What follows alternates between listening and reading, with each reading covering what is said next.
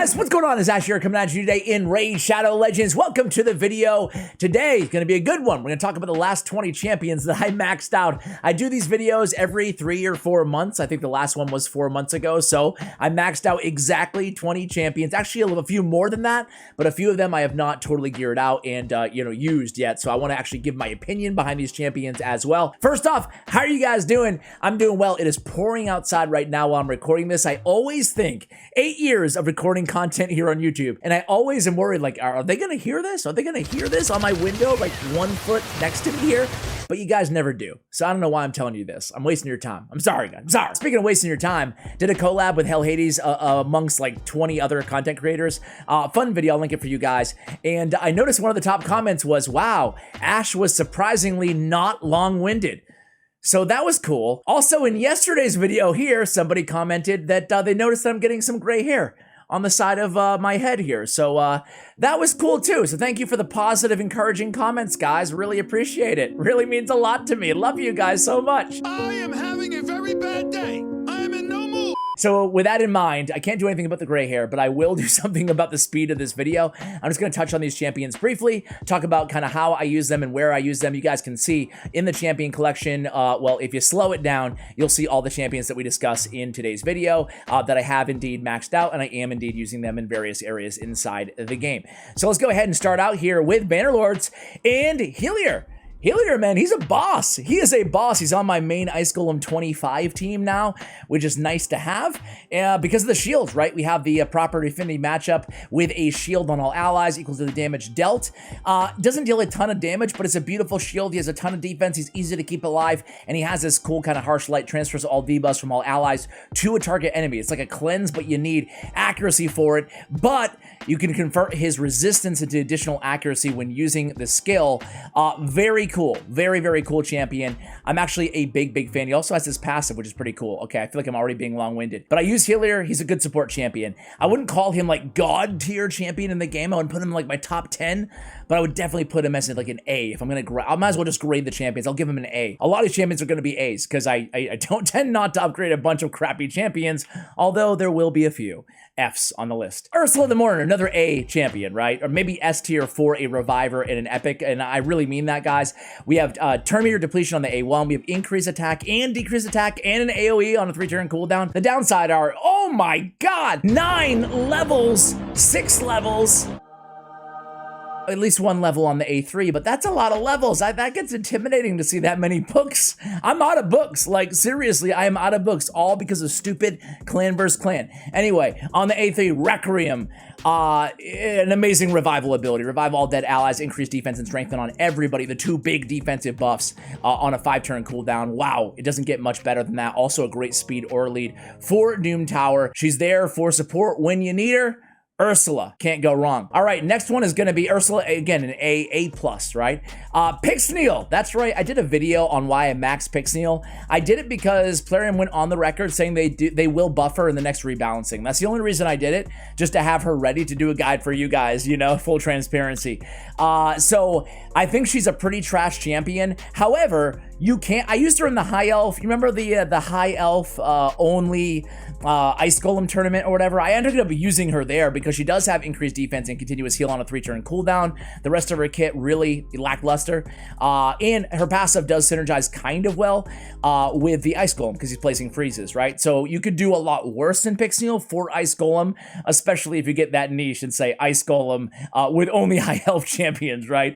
So Pixneal, I will give a C-2. I know a lot of guys are going to be like mad that I'm not giving her an F, but again, if you're a progression player, I want to keep in mind that not everybody's endgame who watches my content. If you're a progression player and you're just looking for a increased defense, continuous heal on a 3-turn cooldown, sure, she can get that done. She's, you know, decently fast. She's not great, but she's certainly way below average for a legendary champion. Well deserving of that buff. I can't wait to see what they do with her. Royal Huntsman. an OG Legacy champion add to the list. I pulled him. He was a non-dupe champion, so I figured, what the heck, let's go ahead and upgrade him and use him. I used him again in that same Ice Golem tournament, right? He has the AoE decreased defense on a 3-turn cooldown, guaranteed to land as long as it's critical.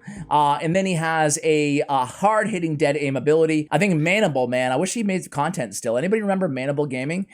He made a good video on like dual Royal Huntsman in the Platinum Tier Arena.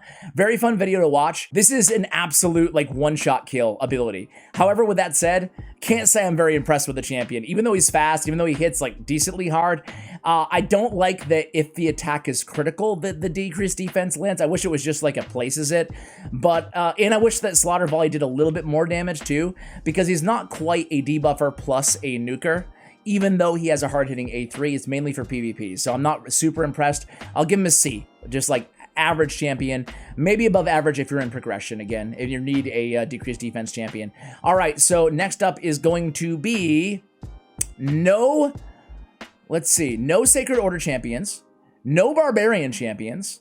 Moving right along here, let's go to Ogryn. So Ogryn, I mean, I'll keep it brief because I feel like I've talked about Siege Hulk here quite a bit.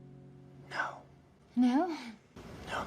But I love Siege Hulk, man. He does more damage than Royal Huntsman, that's for sure. And he's an epic champion, right? He also has decreased defense. He also has a increased attack on himself, increased crit damage, increased crit rate, all on himself. And this Siege Breaker A3 hits very hard. So does his Thrashing Fit, his A2 decreased defense. So I use him anywhere I need the DPS. He's just very squishy. But I use him like anytime I need a speed run with a decreased defense Magic Affinity champion. He's kind of my go-to now. He's kind of my go-to because he deals so much damage. I'm a big fan. I will give Siege Hulk a, I'm gonna give him a B plus because again, so squishy. But if you don't care, if you can keep him alive, definitely use him, right? I think that A plus. Not again. Eurogrim is an S tier epic champion, guys. Very good. Has the 3 poisons chance on the A1, 3 chance at a big version of poison. He has the cleanse and the heal on a single target on a 3-turn cooldown. And then really the A3 with the poisons and the continuous heal on a 3-turn cooldown. It's insane. I've said it before many times, but I'll say it again. He's like a combo between Steel Skull with that A2 there, the cleanse and the heal, and Bad El Khazar himself here with the more poisons than Bad El as well. Just doesn't have the cleanse on the ability, but does have, again, the continuous heals. So Eurogrim is a really good champion. That A1 too, man. Giant Slayer. You can really make the case he's one of the best epics inside the entire game. What a great addition to the game. All right, next up is going to be... Actually, did I lie to you guys? I did. Mordecai. I want to break free. I want to break free. This is like going back right after I made the last video on the 20, the last 15 champions I maxed out. Very, very good champion. I use him in Spider 25. That's it. But that's all you need him for, man. I mean, he deals an insane amount of damage with the HP burns, and he has turn meter in his kit as well. I'll give Mordecai a B because he's great in one area of the game. I haven't found a lot of usage from him outside of Spider's Den, but hey, if you can excel at one area of the game, that justifies building that champion, especially when you hit the end game of Raid Shadow Legends. All right, next up is going to be no Skinwalkers. I did pull Nogdar, right? Very cool champion. I just maxed him out, but I have not used him yet. So I don't really feel, how can I speak on a champion that I haven't used yet? Cool champion, although really, I have very low expectations. I'm thinking he's going to be a C or a D, but we'll see once on the next video, I'll include him as kind of my, my least most recent champion that I've maxed out. Demon Spawn. We have a few Demon Spawn champions, I believe. We have Akoth the Seared. He, again, was a few months ago for me, but Spider 24 is where I use him. Another good HP burn champion, very reliable, very, very good for Spider. I don't use him anywhere outside there, but I'm sure you could find some synergy if you are a progression player. He's easy to keep alive because his damage is based on defense as well. I'll give him a B. I personally, I guess I'm going to sound like a little bit of a complainer here, but I would hope that all of the Doom Tower champions exclusive, they're all really good. Like all A, like all like Archmage Helmet, all like Dark Kael. Champions like that, they're only available in Doom Tower. I want them to be really good. I hate when they're really bad, like Gomlock, like Thea. Anyway, rant over. Very, very short rant. I'm trying to keep it brief, guys. Magnar. Magnar is a boss. I made a whole video guide on Magnar, so I'll keep it brief on him as well. But an AoE 2x hitter with a lot of HP for the arena. A great alternative, a Spirit Affinity alternative to, having a great, robust nuker for the arena, right? He's more difficult to kill because you can stack him up with a ton of HP. He deals an insane amount of damage. One of the hardest hitting multipliers inside the entire game, right there with Saint Nick. Or Sir Nicholas on the HP multipliers there. So very, very good champion. Also has this Fan the Flames ability, but really it's all about that A2. It's really all about the A2. So very cool. He's Magnar's an A for me. He's really an A. I mean, he's a champion that I still use pretty much everywhere that I need a lot of damage from an HP based champion, such as there's 1 or 2 secret rooms that I use him in Doom Tower, and in the arena, he's on one of my tag team arena teams. And sometimes if I need the affinity, I'll run him on my main arena team as well in place of Trunda. So very, very cool champion. Actually, one of the rares of the video, guys, is not hell free. I went and I maxed out Hellfreak because I figured, you know what, this guy seems cool. He's very fast, right? He has no defense, but he's very fast. His A1, A2, kind of whatever. He does have big version decreased defense. That's not bad for an A1, right? But then he has swaps HP with an enemy and grants an extra turn. I wanted to see how this played out, see if it was worth making a video on him. Suffice it to say, it's not. I'm not impressed by Hellfreak. I'm going to go ahead and give him a D. I'm going to give him a D. I don't think he's worth building for pretty much anybody unless you just want to have fun with a champion, right? So I hate to say it because I was kind of excited to do something niche. I didn't end up making the video because I just couldn't stand by the champion, you know, as anything worth anybody upgrading. So that was unfortunate there, but it is what it is. All right, on to Undead Horde here. We're about halfway through. Actually, a little bit over halfway through. Not too bad, Ash. And no cuts, no edits. I like it. Uros the Soul Cage, man. This dude, I was kind of low on Uros the Soul Cage. He's the 2nd Doom Tower Hard Secret Room champion. But now that he can solo like a boss, right? Multiple Doom Tower bosses, I use him for Scarab King. I just use him and Trunda, and that's my entire team. You know, I'll show you. It basically is this passive, right? I'm gonna show you my build on him real quick, right? Uros is in a regen set, and check it out. No speed, right? I want 0 speed. I have 5, like accidentally, but he's in regen, and that's it, man. I just trot him out there. I don't really care about anything else. He has a lot of HP, 100k HP, as slow as humanly possible. It's kind of fun, honestly, to build a champion that's slow. Like, you never look for no speed, so it's kind of fun. He has this Call of the Cage. Essentially, he's putting poisons on the attacker all the time. So you want him to go slow, and you don't want him to just keep putting poisons every time that he's attacked. I will show you really quickly, too, the team that I was talking about. Here's Doom Tower Hard, floor 60, and there it is, right? Oops. Here it is. Boom. Trunda and Uros. 22 turns, no big deal, right? A very, very easy team to do. Am I in the global leaderboard? Man, people are bosses up here, 15 turns, but they're all using the same team. So he's like kind of like that cheat code that we're looking for here to make some of the Doom Tower, the more difficult Doom Tower bosses easier. Only problem is, and I can hear 99% of you guys saying this right now, yeah, that'd be great if we could ever get him, right? Totally get you. That's why I'm a big fan of them changing the Doom Tower champions to fragments, where we can choose which champion that we're going for. All right, back to Undead Horde. Actually, that's it for Undead Horde. I have no Dark Elves. I have not maxed out a Dark Elf in a while. So there it is. Knights Revenant here, guys. We have done Versulf the Grim. He was a fragment summon champion. A lot of HP. Decent amount of defense as well. I think that he is a average. Uros is, by the way, is like an A-. Again, very niche, but incredible. Versulf the Grim, I would give a C+, B-, maybe, right in that area. I don't think he's trash like some people do. I don't think he's that great either, right? He's there for progression players. And I said that at the time when the Fragment Summon went live. I said, if you're struggling, if you need a good increased defense with an Ally Protect is the best support buff in the game, right there with Strengthen, probably arguably better than Strengthen. It's mitigating 50% of the damage. So granted, one ally is taking that damage, and that's the problem. problem is keeping him alive, right? But he does have a shield on himself on the A2. He has an AoE here, an extra hit if they're under these CC abilities. I think you can do a lot worse for a progression champion if you're mid-game, but that being said, I don't use him on my account. I think he's a slightly above average, maybe average support champion for progression players. So again, we'll give him a B- to be kind. Okay, we have 3 Knights Revenant champions, guys. Kaitis! I did a video on my man Kaitis. Oh man, tried so hard to get the bleeding wounds, which is, you know, theoretically one of the harder hitting abilities in the game if he's very, very low on HP.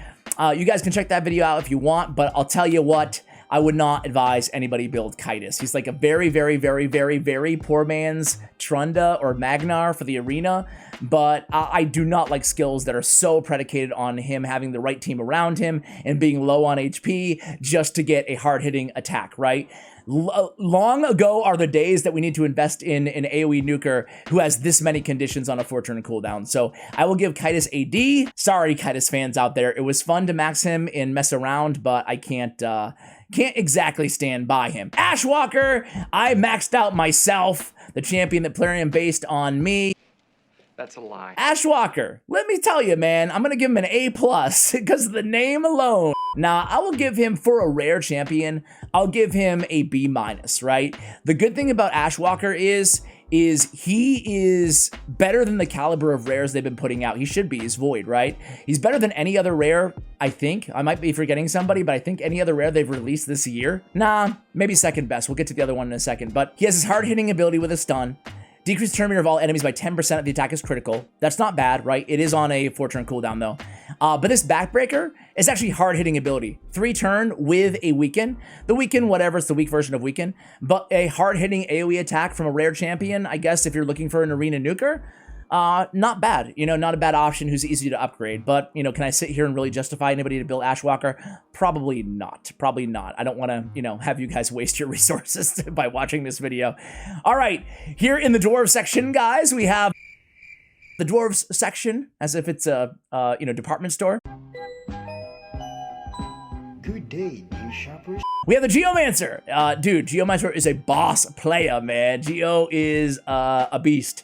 And we've talked a lot about Geo. I have a guide on Geo. He has an AoE attack on the A1, which is nice, with decreased accuracy as well. It's a great A1. It's kind of overshadowed by his incredible ability here.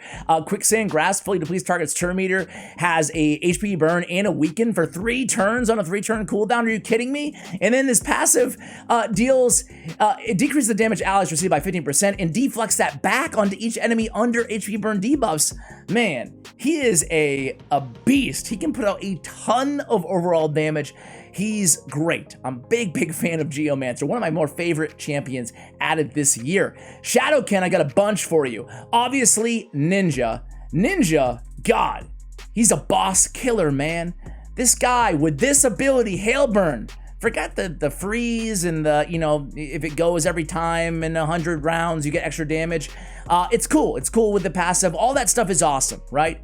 But really, Hailburn, man, when used against bosses, will instantly activate any HP burn debuffs, including HP burn debuffs placed by this skill. That's all you need to know about him, man. And I mean, I think everybody watching this video has Ninja, probably, because it's not October whatever yet when he's not available. Congratulations, because he's a real, I mean, when I did a video on him on my free-to-play as well, right? And for those of you who missed it, dude, he had the biggest impact, way more than Mashald, on my free-to-play account. Like, I was able to make such progression. In that video, I took you guys, you know, from where I was before Ninja to after I maxed Ninja, and I was making like 6 levels, 6 stages on some of these dungeons with Ninja. It was really incredible. So I'm a huge fan of Ninja being added to the game for everybody. Unbelievable. All right, we have Rio Bonespear. She's another incredible champion. I use her in a lot of areas. A clan boss as well now. She has every debuff you could need humanly possible on the A2, right? Single target, but you got the stun, HP burn, decrease. You guys can read the debuffs. Man, that's insane. She is Void Legendary, so, you know, I'll be brief here. Continuous heal on her A1. A cleanse with block debuffs for 2 turns on a 3-turn cooldown with a heal. Man, she's a beast. When receiving any debuff, instantly transfers them from this champion to the attacker. Dude, Rio is awesome. She's fast too at 105 speed. And then Lady Kimmy. I don't know what it is about Lady Kimmy, but she is one of my favorite champions added this year. Just like, I'm not just saying she's the best. I'm not even grading everybody. Crap. Geomancer was an A+. Ninja is an A+, I guess, as well. Lady Kimmy is an A as well. Man, she's so, first of all, I just got to show you guys the animation of her attacking, right? She's so cool watching her attack, right? Oh, Rio Bone Spear is also an A. An AoE attack here, decreased accuracy, decreased speed, chance at decreasing target's turn meter by 15%. She's a turn meter manipulator with decreased accuracy on Flurry of Petals here. And then she has remove a buff from each enemy, 100% chance to win both to place in block buffs for 2 turns on enemies who have buffs removed, fills a turn meter of all allies by 15%, then places an increased accuracy and increased speed on all allies for 2 turns. Very, very insane ability. Whenever the champion places a debuff on an enemy, also decreases that enemy's turn meter by 5% for each debuff placed. Whenever the champion or ally receives a debuff, fills their turn meter by 5% for each debuff received. Now, this does not appear on the stat lines at the end of a match, but it makes a big difference. This Imperious passive, guys, and speed in Doom Tower battles by 30%. Very good speed aura. I've been using her in Doom Tower as well. And look at that speed, guys. 20k HP, great. 11k defense, awesome. And then 115 speed, one of the fastest champions in the game. I just got to show you her in action real quick. I got to show you guys. Got to show you. So check it out, guys. We have Lady Kimmy. Check her out. I got to show you the animation, man. Something about her, she's so fast, and her animations are so fast too. This is her, okay, that was her Spirit Flux. Come on. Okay, boom. That's Flurry of Petals. Go with the A1. Boom! Boom! Look at that A1, guys! Something about that A1 is so satisfying to me. But I just want to show you guys that real quick. All right. Finishing up here. Lady Kimmy, I love her, man. I give her an A.